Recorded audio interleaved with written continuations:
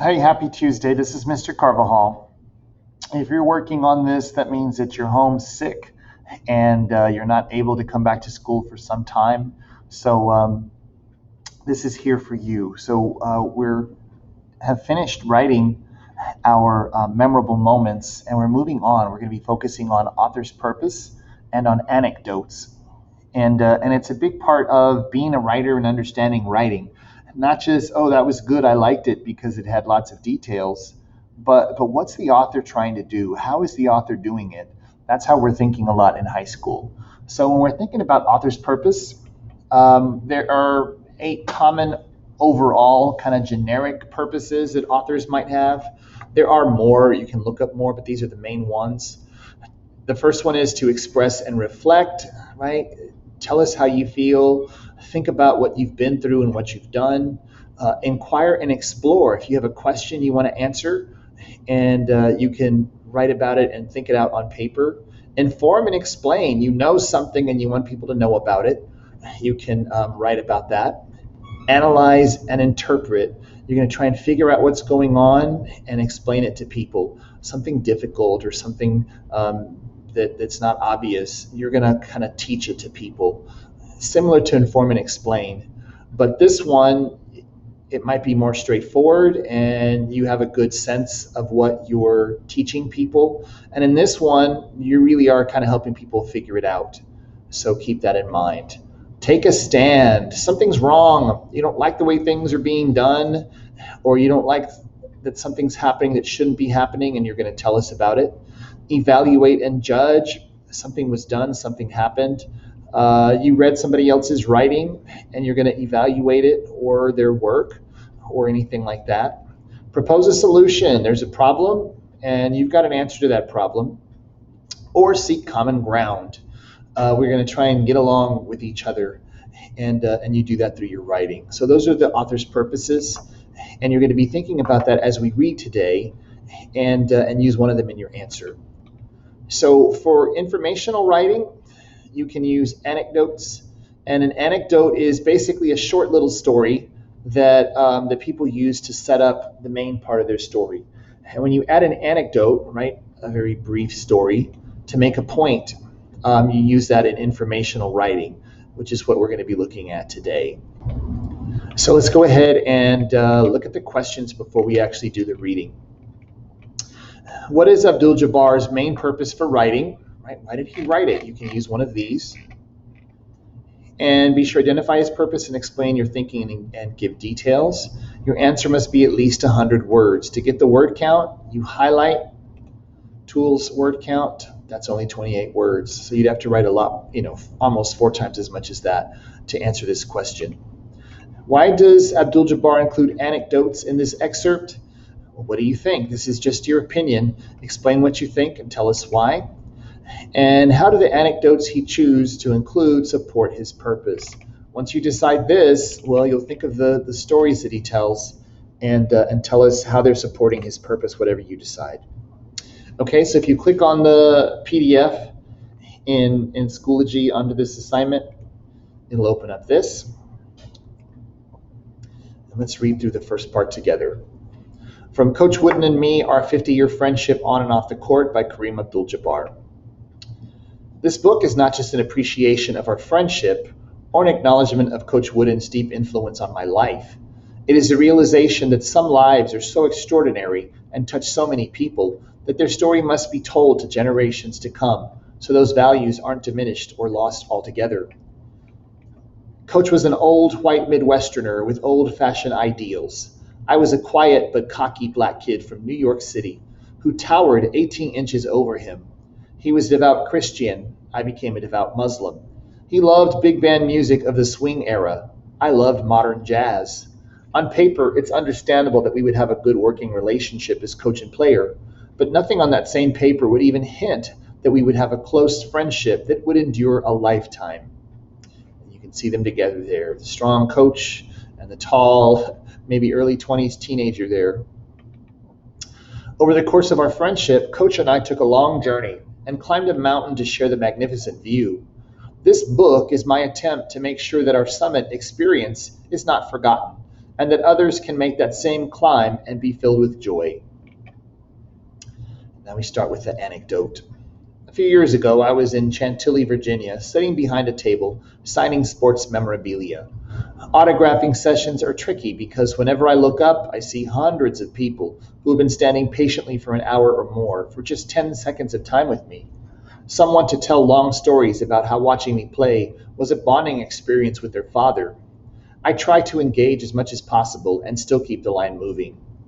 I'd see an elderly man at the back of the line wearing an ancient UCLA jersey, worry about how long he'd hold up, and start signing faster.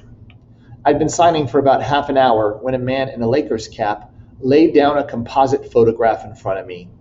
"You seen this?" he asked. I picked it up and studied it. It only took a second before my heart cinched a little. This composite consisted of two photographs, side by side, of me with John Wooden, my former coach at UCLA, who had died 2 years earlier. I had seen both photographs, but I had never seen them put together in this way. I was so startled that I forgot to keep the line moving, or the old man in the UCLA jersey. The photo on the left was a posed black and white picture taken at center court in the then brand new Pauley Pavilion in 1966. Coach Wooden is robust, with ruddy cheeked, dressed in a dark suit and tie, looking like the traveling preacher he might well have become in another life. So you can see him in Coach Wooden. Look how straight, standing, and erect the coach is, and he's kind of like slouching. And look at the difference 40 years can make from here to here, how he's changed, how they both changed. Let's continue. I'm wearing a practice uniform and staring at him devotedly as he pretends to demonstrate some move to me. I knew the photo was taken in 1966 during my sophomore season because of my stylish 2-inch afro that dipped low over my forehead. I couldn't have even guessed the decade from Coach Wooden's styling. As always, his gray hair was neatly parted on the left side, in a line so straight he might have used a ruler with the comb. It obviously was a posed media photo, because as formal as he was, he never wore a tie to practice. Practice was for working hard, and wearing a tie was for game time or sitting behind a desk. The candid color photo on the right was also taken at Pauley Pavilion, although by this time the court had been named after Coach and his wife, Nellie. It was shot after a game in 2007, 40 years after the first one. In this photo, the two of us are walking off the court hand in hand. He is wearing another dark suit, which seemed a little too big for him. But instead of a regular tie, he wore a bolo tie with a large turquoise stone at the throat. He'd taken to wearing those in his last few years because of his love for Western films, which he and I had spent many pleasurable hours watching together. I was wearing jeans, a leather jacket, and a belt with a big silver buckle that looked like a holster should dangle from it. We were an odd pair of desperados. I raised the photo closer to my face, willing myself back to that moment, that special moment I had never forgotten. He looked very frail, slightly bent, leaning on a cane, but even in that photograph, there was a determination in his posture, and as usual, every strand of hair was perfectly in place. I let myself drift back to that moment, even as I felt a deep melancholy tighten my throat. I had been walking quickly after the game, my head bowed, actively oblivious to everything around, like a guy in a prison break, so I wouldn't get stopped. Once that happens, inevitably a crowd gathers. I always feel like an ungrateful jerk when I'm doing that power walk through crowds, but if I slow down, programs, hats, and jerseys are thrust in my face, and it's at least an hour before I get back to my car, and 2 before I'm home. Sometimes I just want to go home. But suddenly I heard his familiar voice, and it stopped me dead in my escape. "Hey, Kareem!" I turned with a big grin on my face. "Coach," I said, "how's it going?" I leaned forward to embrace him, but as I did, he took my hand in his and gripped it tightly. His small hand in mine felt like a child's. "It's going good," he said. Then he added, almost apologetically, "Kareem, would you give me a hand, please?" He wasn't holding my hand just for affection. He needed me to help him walk, and he trusted me not to make a big deal about it. "Sure, Coach," I said, as if we'd done it 100 times before. As we walked off the court together, fans shouted, "Hey, Coach," or "Yo, Kareem," but no one approached us. They could see that it would not be prudent to stop Coach's slow but steady progress. True fans have a sixth sense about these things. I walked slowly with him through the players' tunnel, where his daughter Nan was waiting for him. I hugged her, then hugged Coach, a bit more gingerly, and said goodbye. It was our last time together on the basketball court. On the drive home, I thought I'd be sad and have to crank up some Miles Davis to get me through the emotion. But I wasn't sad. I felt joy that I was able to be there for Coach the way he had been there for me so often. Walking him across the court, I felt tenderness and protectiveness, but not pity or sorrow. I was smiling. All right, so go ahead and continue reading the story on your own. It's just one last page. Be thinking about what his purpose is for writing this.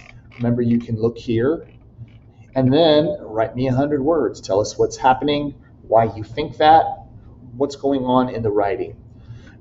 Why does he include anecdotes, little short stories that kind of go along with it?